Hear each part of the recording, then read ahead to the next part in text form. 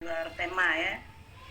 Oke. Mano cara nak dapat rahmat Allah untuk menentukan masuk surga. Nah, gitu be. Ya Imal. Makasih. Baik, Nyai Nani, silakan langsung saja kepada Langsung Kiai Malan sikok-sikok Abdullah. lah ya. Siko-siko baik, tidak apa-apa. Iya, Di luar konteks tidak ada masalah. iya, Silakan. Dapat rahmat Allah iya. untuk menuju surga. Hmm. Itu kita itu sebetulnya harus melihat agama itu secara keseluruhan sebagai peluang bagi kita untuk memperoleh kebahagiaan di surga gitu. Semakin kita ikhlas menjalankan agama, peluangnya juga semakin besar. Itu ya.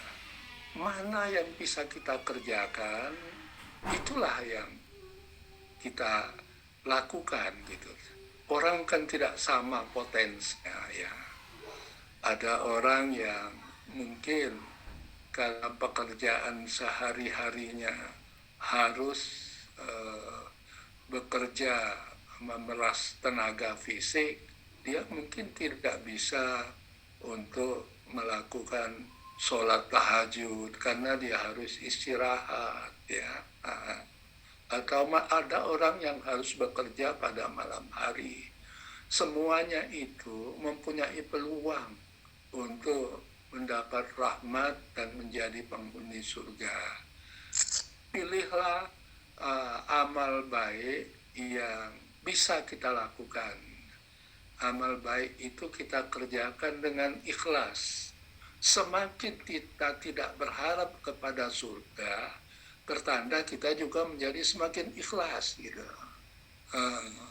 Semata-mata kita mencari ridho Tuhan gitu.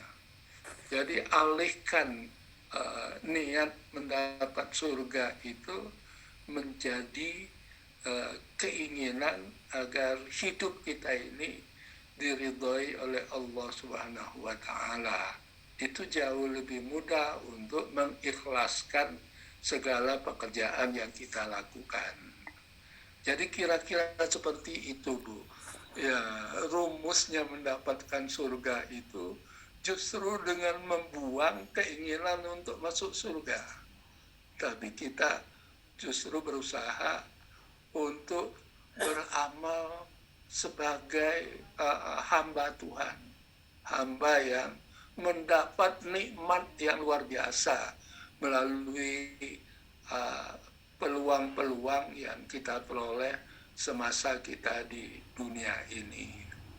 Ini yang selalu ditekankan oleh para sufi. Ya. Berusahalah untuk membuang ambisi-ambisi yang tertentu, karena dengan itu kemudian kita menjadi lebih mudah berperilaku ikhlas, dan dengan modal keikhlasan itu insya Allah kita semakin bulat menjadi hamba Allah yang mencari ridhonya. Kira-kira begitu ya Bu ya. Allahu a'lam. Silahkan. Baik, bagaimana Nyai Nani? Masih ada yang mau dikomentarin atau minta penjelasan lebih lanjut atas apa yang sudah sampaikan? Penjelasannya ya Imal. Cukup ya. Oke, yang lain bagaimana?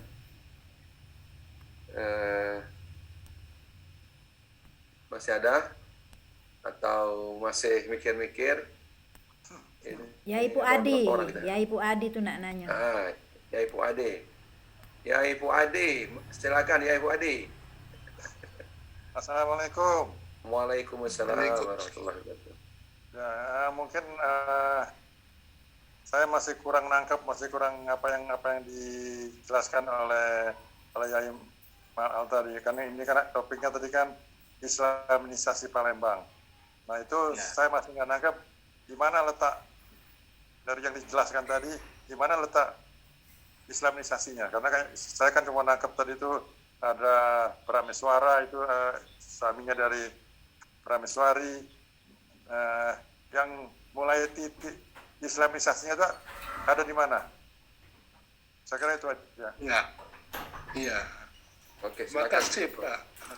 Langsung. Ketika menampilkan tokoh Demang Lebar Daun, itu tampak sekali bahwa pada saat itu Islam itu sudah berkembang di Palembang. Karena Demang Lebar Daun itu mempunyai posisi yang kuat untuk melakukan kontrak sosial dengan Sangsa Purba. Nah, itu tidak mungkin kalau posisi Islam itu belum kuat di Palembang itu. Karena itu saya menduga selain tokoh Demang Lebar Daunnya sendiri, itu para ulama yang ada di sekitar tokoh Demang Lebar Daun ini yang paling awal melakukan Islamisasi di kota Palembang, ya. Dan tentu di kota Palembang paling awal Islamisasi itu berlangsung karena masa Sriwijaya Palembang sudah sangat menonjol ya dalam perdagangan internasional. Bahwa orang-orang pedagang-pedagang Muslim sudah berkunjung ke Palembang sejak masa yang lebih awal, iya. Tapi kita belum punya bukti bahwa sudah ada orang Islam di Palembang.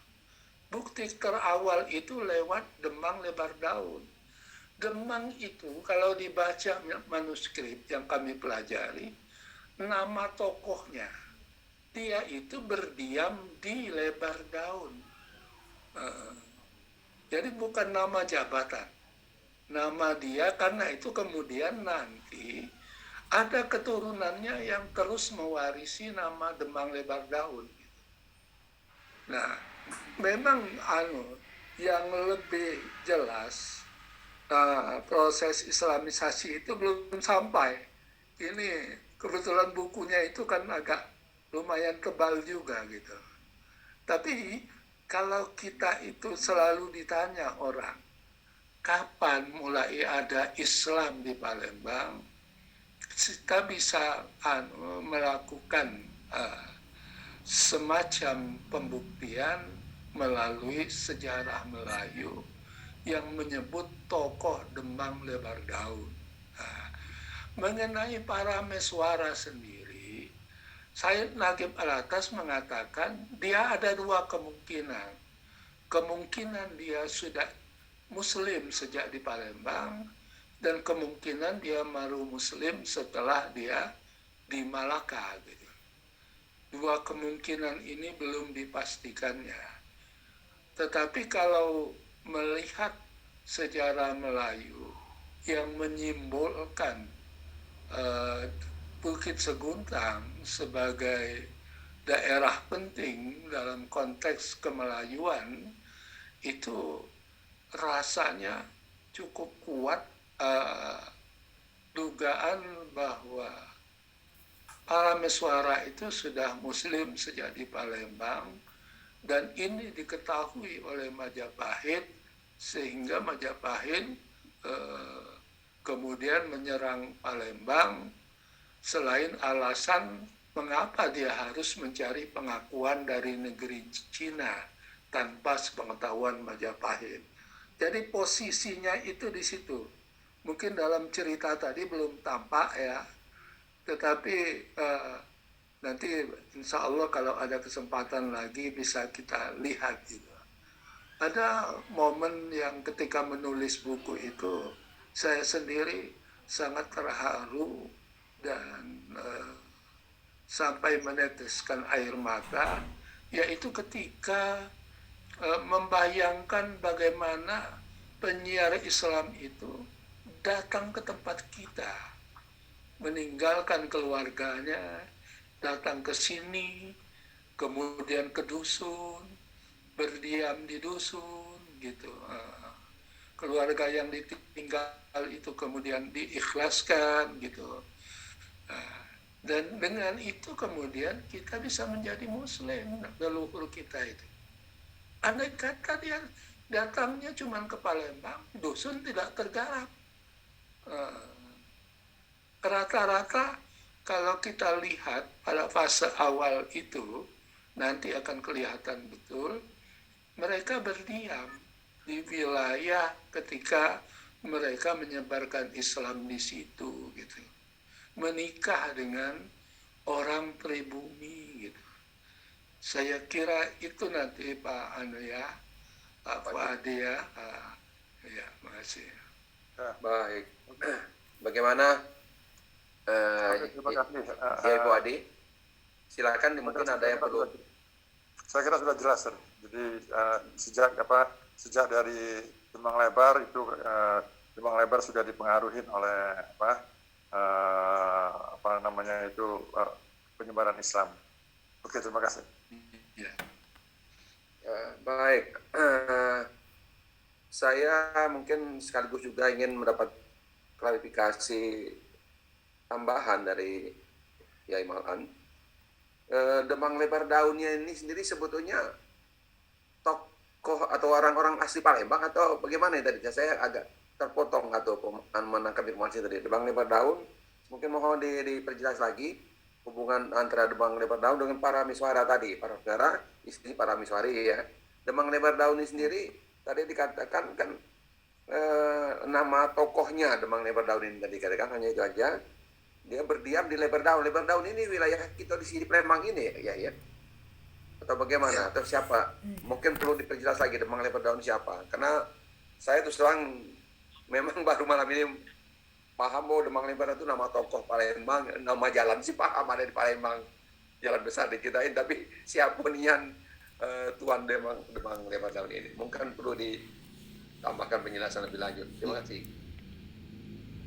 Mengenai Lebar Daun sebagai wilayah itu jelas wilayah yang ditempati oleh tokoh Demang ini, sehingga kemudian dia dikenal sebagai Demang dari Lebar Daun gitu ya. Tetapi di mana Lebar Daunnya sendiri itu masih misteri gitu. Iya. Uang Palembang ini kan kurang perhatikan sejarah. Iya, kita tidak tahu kan. Iya, untung ada nama jalan itu. Jalan Parameswara bersambung dengan Demang Lebar Daun. Ya. Itu aku merasa itu blessing in disguise. Itu berkah tersembunyi gitu. Mungkin tidak sengaja menghubungkannya. Tapi dia secara historis memang terhubung gitu. Nanti Demang Lebar Daun ini ada lagi anaknya yang mewarisi nama Demang Lebar Daun. Setelah itu pada generasi berikutnya ada lagi anaknya yang mewarisi nama Demang Lebar Daun sampai generasi yang keempat gitu. Menariknya Demang Lebar Daun ini itu selalu dia hanya terlibat dalam soal agama. Yang terlibat dengan pemerintahan bukan anak yang menyandang nama Demang Lebar Daun. Misalnya dalam sejarah Palembang ada tokoh Sultan Murni. Itu anak Demang Lebar Daun yang nanti membina Aryo Damar menjadi Muslim. Salah satu tokoh yang membina dia setelah menjadi Muslim itu adalah Sultan Murni ini. Gitu. Dia mengambil Aryo Damar yang bernama Aryo Dilas setelah menjadi Muslim itu sebagai menantu. Jadi orang dulu itu mengambil menantu itu dalam rangka mengislamkan. Gitu. Nah, ini hari lain kan. Nyari bini bukan dalam konteks itu gitu kan. Tapi kalau dulu begitu kelihatan misalnya ada tokoh Tan di Pulau, kalau orang Komering tahu gitu kan, anaknya itu diambil menantu oleh Karang Bidara. Karang Bidara itu adalah keturunan keempat dari Demang Lebar Daun awal yang bukan menyandang nama Demang Lebar Daun. Jadi memang agak sulit riset ini karena kita ini tidak merhatikannya gitu. Nama tempatnya itu masih dicari terus. Di mana Lebar Daun ini? Padahal dia dikenal. Orang Malaysia itu kalau ketemu dengan kita orang Indonesia, dari mana? Dari Palembang. Oh, negeri Parameswara. Mereka sangat menghargai Palembang. Tapi kita orang Palembang tidak tahu dengan Parameswara. Ya. Ya, ini yang tragis itu. Jadi mudah-mudahan kita bertolongan. Iya, mencari di mana ini. Iya. Iya, iya. Di sekolah tidak diajarkan. Tidak ada Iya, itu. tidak diajarkan. Harusnya masuk kurikulum. Iya, Di Malaysia itu masuk kurikulum. Malaysia Kita budak tidak. kecil Iya. dia belajar sejarah. Malaysia lebih ini dia diwajibkan ke Iya. museum-museum sejarah Islam Melayu. Iya. Jadi begitu ya, Pak Iya, Ujang, ya. iya, makasih ya, Mangan. Nah, Oke, kami Yai silakan, Ahmad Mangan. Romsan nak bertanya. Unmute-kan Yai Romsan, unmute-kan dulu. Nah, Iya, ini. Itu ya. Dulu Yo. tahun 90-an aku peneliti Samong Belanda itu, ya. Simon Simonse. Nah, sampailah kami itu ke Delta Upang. Di situ ada namanya Dusun Lebar Daun gimana? di dekat Upang itu. Di mana? Dan kuburannya panjang-panjang di situ. Cuman pada waktu itu tuh kami tidak sampai mampir ke tempat namanya Lebar Daun itu. Dan ada jalan besar buatan Demang Lebar Daun tadi. Jadi dusun dari situ kami itu beranggapan bahwa Lebar Daun itu nama tempat. Demang itu adalah jabatannya. Nah, siapanya yang sebenarnya itu tidak tahu. Jadi Demang Lebar Daun itu misalnya di Kades Demang Lebar Daun di situ jabatan di situ. Nah, cuman Demang Lebar Daun tadi tidak tahu kami itu Demang Lebar Daun yang keberapa tidak tahu karena terputus waktu itu penelitiannya tuh pada waktu Indonesia memutuskan bantuan dengan Belanda. Di situ. Itu ceritanya. Kemudian lagi itu tuh pada waktu sebelum zaman Kesultanan Palembang.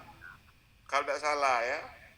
Sebab setelah zaman Kesultanan Palembang, Sultan tuh mengirimkan kiai-kiainya tuh ke dusun-dusun. Termasuklah salah satu Kiai Muaro Ogan. Iya, itu Nah, dia tuh zaman kiai yang kesultanan. menetap di Sungai Ogan, di Muaro Sungai. Jadilah Kiai Merogan namanya tuh. Muaro Ogan sebetulnya. Namanya Dewi itu tidak tahu aku siapa itu. Jadi Sultan itu mengirimkan kiai-kiai ke daerah mengikuti nama sungai. Di sebelah selatannya ada berapa sungai ya? 9 sungai atau berapa? Nah, termasuklah dia ini ada salah satu kiai ini yang di dusun apa itu tuh yang kena racun, matinya ke Palembang kan dibawa. Nah ini, itu ceritanya. Cuman penelitian kami itu putus di situ, tidak sampai tuntas nih ya.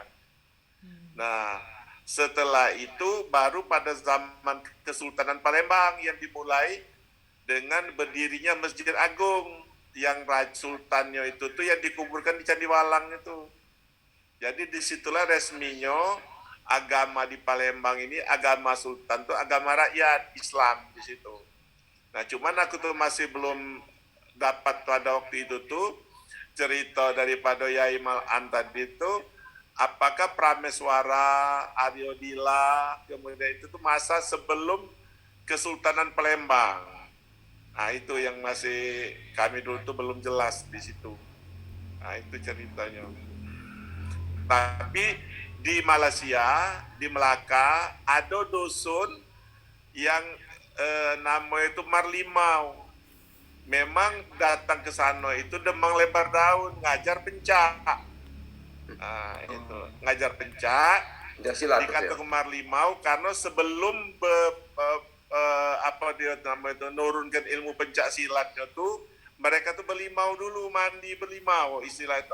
Aku udah ngerti mandi berlimau itu apa, mandi dengan jarum, nggak tahu.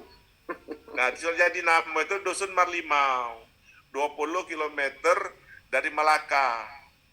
Dan budayanya percis budaya Kitong Lembang. Iya, Nah, di situ. dusun mandi angin ado, dusun muara. Iya, mandi angin di Malaka tuh yang tahu tuh Dusun Marlimau tadi. Tapi kalau dusun-dusun lain seperti ini sama dengan dusun kami. Dusun misalnya apa namanya itu Pulau Beruang. Kemudian lagi ini sikok lagi itu apa dia. Nah, pokoknya sama dengan dusun kami. Nah, menurut sejarah uang dari sana tuh merantau ke dusun kami, atau kutanya lagi itu generasi kedua katanya uang itu tuh yang pindah dari dari dusun ini pindah ke Malaka, atau Malaka pindah ke dusun kami Kayuara. Ada sama di sana tadi Kayuara. Itu. Ada masjid kembar di Muar. Ya. Iya, macam-macam. Jadi samunian memang budaya sama sekali. Ya. Cuman kita tuh karena aku bukan orang sejarah, jadi cuman dengar itu baik. Itu baik komen aku cuman itu baik. Tanjung Agas ada juga di Malaka. Ada Tanjung Agas, Iya, ada, iya. Nah, Apakah Tanjung Agas itu tuh satu keturunan dengan Tanjung Agas yang di Oki atau di mana? Iya. Nah, di situ. Apa kebetulan baik namanya sama. Enggak, Iya. diterangkan Yai tahu itu, kami ke sana waktu itu. Iya.